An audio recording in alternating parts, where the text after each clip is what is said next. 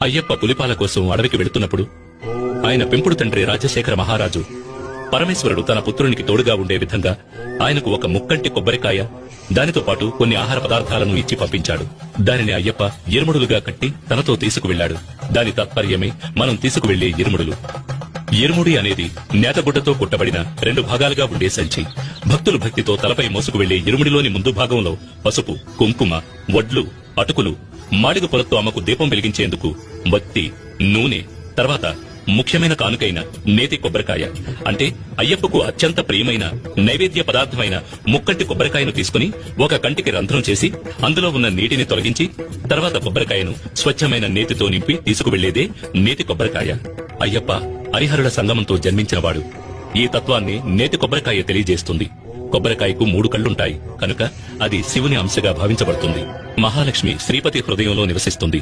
ఆ విధంగా గోవు అంశ అయిన లక్ష్మీదేవిని తన హృదయంలో నిలుపుకున్న మహావిష్ణువుని అయ్యప్ప తల్లి అయిన మోహిని అవతారానికి ఆవు నెయ్యి ప్రతినిధి అవుతుంది. కనుక కొబ్బరికాయ, అందులో నింపబడిన నెయ్యి శివునికి, విష్ణువుకి ప్రతిరూపాలు. తన తల్లిదండ్రులను గుర్తు చేసే ఈ ప్రసాదాన్ని స్వామికి నివేదించడం వల్ల ఆయన ఎంతో సంతోషిస్తాడు, భక్తులను అనుగ్రహిస్తాడు. ఇరుముడిలోని వెనుక భాగంలో పసుపు, బియ్యం, పప్పు, బెల్లం వంటి పదార్థాలు ఉంటాయి. అడవి మార్గంలో నడిచి వెళ్లే భక్తులు ఈ పదార్థాలతో దారిలో వంట చేసుకుని తిని ఆకలి తీరిన తర్వాత ప్రయాణాన్ని కొనసాగించడానికి అయ్యప్ప పులిపాల కోసం అడవికి వెళుతున్నప్పుడు ఆయన పెంపుడు తండ్రి రాజశేఖర మహారాజు పరమేశ్వరుడు తన పుత్రునికి తోడుగా ఉండే విధంగా ఆయనకు ఒక ముక్కంటి కొబ్బరికాయ దానితో పాటు కొన్ని ఆహార పదార్థాలను ఇచ్చి పంపించాడు. దానిని అయ్యప్ప ఇరుముడులుగా కట్టి తనతో తీసుకువెళ్లాడు. దాని తాత్పర్యమే మనం తీసుకువెళ్లే ఇరుముడులు. ఇరుముడి అనేది నేతగుడ్డతో కుట్టబడిన 2 భాగాలుగా ఉండే సంచి. భక్తులు భక్తితో తలపై మోసుకు వెళ్లే ఇరుముడిలోని ముందు భాగంలో పసుపు, కుంకుమ, వడ్లు, అటుకులు, మాడిగ పొలతో అమ్మకు దీపం వెలిగించేందుకు బత్తి, నూనె, తర్వాత ముఖ్యమైన కానుకైన నేతి కొబ్బరికాయ అంటే అయ్యప్పకు అత్యంత ప్రియమైన నైవేద్య పదార్థమైన ముక్కంటి కొబ్బరికాయను తీసుకుని ఒక కంటికి రంధ్రం చేసి అందులో ఉన్న నీటిని తొలగించి తర్వాత కొబ్బరికాయను స్వచ్ఛమైన నేతితో నింపి తీసుకువెళ్లేదే నేతి కొబ్బరికాయ. అయ్యప్ప హరిహరుల సంగమంతో జన్మించినవాడు. ఈ తత్వాన్ని నేతి కొబ్బరికాయ తెలియజేస్తుంది. కొబ్బరికాయకు 3 కళ్లుంటాయి కనుక అది శివుని అంశగా భావించబడుతుంది.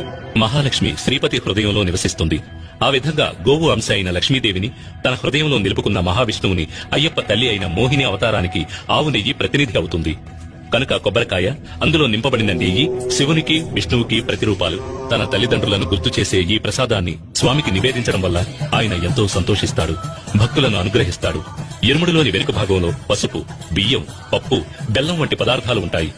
అడవి మార్గంలో నడిచి వెళ్లే భక్తులు ఈ పదార్థాలతో దారిలో వంట చేసుకుని తిని ఆకలి తీరిన తర్వాత ప్రయాణాన్ని కొనసాగించడానికి